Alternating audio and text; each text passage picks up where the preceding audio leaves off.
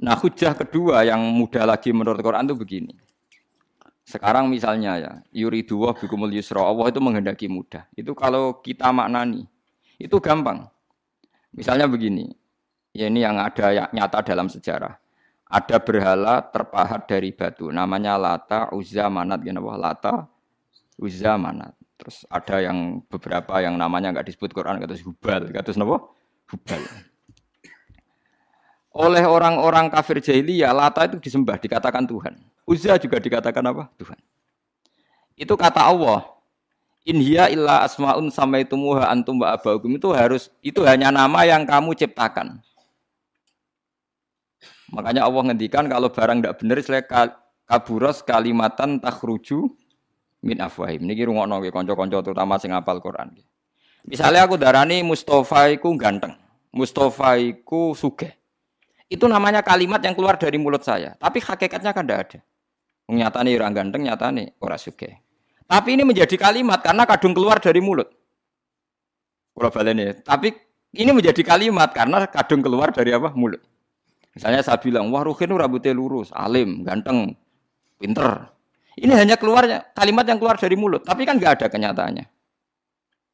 Nah, ketika orang kafir bilang berhala itu Tuhan, itu kalimat yang keluar dari mulut. Nah, kalau hakikatnya ya batu, bukan Tuhan. Hakikatnya itu batu. Berarti namane pangeran Lata Uzza itu batu apa pangeran? Batu. Nah, makanya kalau Allah mengkritik orang kafir, misalnya Allah dikatakan punya anak, Yesus itu Tuhan. Ngendikane Allah napa kaburas kalimatan takhruju min afwahim. Sungguh kalimat itu satu kalimat yang salah, tapi yang kadung keluar dari mulut mereka. Jadi nomor dua, ada kalimat yang memang benar. Seperti saya mengatakan 1 ditambah 1 2, 2 tambah 2 4. Nah itu baru hak karena nyata. Dikatakan apa enggak dikatakan ya tetap 2 ditambah 2 4. Sama dengan la ilaha illallah. Jadi la ilaha illallah itu sudah wujud sebelum dunia ngakui la ilaha illallah itu sudah ada apa belum? Kalau bedai. Sebelum ada orang Islam di seluruh dunia, Allah satu itu sudah wujud belum? Sudah. Kenyataan ini sudah ada belum? Sudah. Lah berhubung sudah kadung ada, kita hanya menyaksikan asyhadu, saya bersaksi, a'lamu, saya tahu. Karena sudah ada, makanya disebut fa'lam annahu la ilaha illallah. Wong sudah ada, kita tinggal tahu, tinggal bersaksi. Nah, kalau yang tidak ada itu mbok dikatakan pun tetap tidak ada, itu hanya jadi kalimat yang keluar dari mulut, wong barangnya tidak ada. Itu disebut apa? Kaburas kalimatan takhruju min afwahim. Iyaquluna illa kadziba. Jadi kalimatnya itu ada, tapi fakta yang ditunjuk kalimat itu tidak ada. Faham ya lah. Mulanya ciri utama agama itu kul ja'al haqqu wa zahaqal batil. Barang hak itu pasti ada, yaitu Allah. Barang batil ya pasti tidak ada. Pangeran telu itu tidak ada. Watu jadi pangeran ku ora ono. Santet ngasari dadekno aku mati ku ora ono. Mulane kula nek santet wong ora tau ndonga tolak santet. Wong cara kula santet mboten enten. Nah, percaya jajal nggak sih mati aku, paham gitu. Jadi gitu. Memang nggak ada. Lho soal misalnya, tapi wonten Gusti yang mati, ono dome ning wetenge ngene. Ya sing ono dom. Iku jenenge ya ora santet biasa wedok. Lah nek mati kena santet itu biasa kepelitis truk ya mati. Kena virus. Cara kula dipanteni santet itu malah lambat, kadang 3 dina lagi mati. Jas pleng truk. Jas pleng meneh pesawat. Jadi niku yang paling angel nih gue bab tauhid. Sebenarnya tauhid itu gampang, buatan jelimet. Makanya Allah melatih kita yuridu wa bikumul yusra. Andekan manusia seluruh dunia dipoling untuk melihat Lata dan Uzza, itu apa? Enggak usah ada orang Islam, enggak ada orang kafir, enggak usah intervensi. Pasti mereka jawab itu batu. Andekan Isa Yesus itu dipampang di dunia, orang poling, orang Islam kafir, enggak ada yang intervensi. Pasti akan bilang itu manusia. Paham ya? Tapi lewat rekayasa dicitrakan itu Tuhan. Lata Uzza dicitrakan itu Tuhan. Nah, itu disebut wa makaru wa makarawa. Jadi dimakru. Dia didesain sedemikian rupa. Misalnya di Yunani itu orang kalau bilang Tuhan itu akal, makanya bilang logos. Log itu logos. Tuhan itu arot. Niki rungokno aja sampai salah. Nah, salah kafir teman. Tuhan itu arot, Tuhan itu sifat. Jadi Tuhan itu tidak ada zatnya. Kemudian logos ini nempel di Yesus, kata orang Kristen. Sehingga logos. Logika akal. Makanya kalau orang filsafat darani Tuhan itu akal 1, akal 2, akal 3, akal. Makanya disebut logi, ideologi, log. Nah, pertanyaannya kemudian saat Allah itu arot, Allah itu log, kemudian belum ada tempatnya Allah bergentayangan di mana? Sebelum Yesus ada terus lalu Allah bersemayam di mana? Terus ada orang Majusi bersemayam di api. Nanti yang orang kafir jahiliyah bersemayam di arca-arca itu. Yang orang kuno Majusi di mana di gunung apa? Mungkin orang Sugian di gunung Kawi macam-macam itu terus. Wah, itu kan terus jadi repot. Repotnya adalah kalau sifat itu harus nempel di dat. Dan datnya mana enggak jelas. Itu satu. Nomor dua, sifat itu sama mausuf itu mesti dulu mausufnya. Nah, makanya kata ahli ilmu kalam, jangan pernah kamu mengatakan Tuhan itu sifat. Kalau Tuhan sifat nanti butuh nempel napa? Zat. Makanya terus kita diajari walillahil asmaul husna. Allah itu zat. Kemudian pada zat ini ada asmaul husna. Jadi mulai dulu Allah itu al-qayyum, zat yang berdiri sendiri. Nah, ini pentingnya ngaji. Ana wong alim-alim mesti wali. Ana wong alim ra wali, goblok-gobloke wong alim.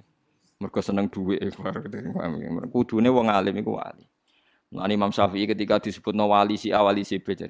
Nah aku ra wali ning dunya ora ono wali. Dadi idza lam takunil ulama auliya alillah fama ala wajil ardi min waliyin. Nah ulama wis gak wali ning dunya wis ora ono napa wali. Karena hanya ulama yang bisa menjelaskan kenapa harus ada tauhid. Nah, ulama ngerti logikanya. Fa'lam annahu la ilaha illallah. Kamu tahu. Bisa diketahui itu karena barangnya sudah hak, sudah wujud. Kalau barangnya belum wujud kan tidak bisa diketahui. Misalnya begini. Berhala Lata Uzza itu yang bisa diketahui satu. Bahwa itu batu. Karena batu itu wujud. Ya, batunya itu wujud. Tapi sifat ketuhanannya Lata Uzza tidak wujud. Makanya nggak bisa diketahui. Wong nggak wujud. Agar barang ra wujud kan nggak bisa nopo diketahui. Yang bisa diketahui hanya barang wujud. Makanya fa'lam annahu la ilaha illallah. Harus tahu. Tapi andai kan kita tidak tahu pun ya tetap Tuhannya Allah. Tahu atau tidak tahu. Nah, ini di sini Quran sering bilang kul aminu bihi aula tu'minu. Cek kowe iman cek ora iman ini enggak ada pengaruhnya bagi wujudnya Allah ning zaman azali. Di kula baleni malih itu memang. Jadi dulu itu orang-orang terjebak ketika Tuhan yang Yunani dianggap logos, log. Kemudian di Timur Tengah Tuhan itu dianggap satu arot sing nemplek, sifat sing nemplek ning berhala-berhala. Engko ning gone daerah Majusi ning wasani sing nemplek ning napa geni macam-macam. Mon niku walhasil akhirnya semuanya itu kalah dengan tauhid sing digawa Kanjeng Nabi Muhammad sallallahu alaihi wasallam. Bahkan sekarang yang Nasrani pun itu tidak pede dengan teori trinitasnya. Orang kan sekarang tahu semua kan perdebatannya Ahmad Didat sama Stanley Fischer itu macam-macam. Itu kan sampai ada seorang mahasiswi dari Swiss ketika yakin sifat Tuhan yang dijelaskan Ahmad Didat bilang, sepertinya Tuhan Anda lebih menarik. Karena dibilang Tuhan Islam itu tidak punya anak, tidak diperanakkan, tidak ada padanannya. Kalau Tuhan Anda ini padanannya banyak gini-gini terus itu ada orang tertarik. Sepertinya Tuhan Anda lebih menarik. Karena sifatnya lebih apa? Ya lebih menarik. Terus tadi maknanya walat itu kalau menurut ilmu kalam itu dua. Walat itu anak fisik, anak gen. Atau walat maknanya tawalud, konsekuensi dari satu hal. Tapi tidak karena diciptakan. Itu tadi misalnya HP dan pulpen ini benturan itu menimbulkan suara. Suara ini diciptakan HP, apa suara itu tidak ada yang menciptakan? Yuna ilmu kalam dibagas. Nah kamu bilang diciptakan HP, HP-nya sendiri tidak merasa menciptakan. Batu sama batu benturan, terus ada suara. Kamu bilang diciptakan siapa? Diciptakan batu. Batunya takoi, kamu yang menciptakan suara itu. Enggak, saya tidak punya akal loh. Paham? Nah lalu yang menciptakan suara itu siapa? Suara itu udah ada. Yang ada itu kamu dengar suara. Soalnya kupingem darani ngono iku suara. Tapi nak cara akal darani sing ngono apa ya watu. Watune apa benturan. Iki cara ilmu kalam. Lah suarane biya krupengku krungku swara. Ya sudah begitu aja dah. Jangan sampai kamu menganggap kejadian alam ini kebetulan. Itu kue yang melukai tauhid. Semua alam raya ini diciptakan secara sengaja dengan irodah oleh Allah Subhanahu wa taala. Jadi lam yatawallat min wujudihi syai'un. Jangan sampai kamu berkeyakinan setelah Allah wujud otomatis makhluknya wujud. Berarti wujudnya makhluk tanpa kehendak Allah. Itu keliru. Itu ya termasuk tawalud. Kalau kamu meyakini begitu berarti terjadi keyakinan apa? Tawalud. Setelah ada Allah otomatis makhluknya ada. Itu ya dosa besar.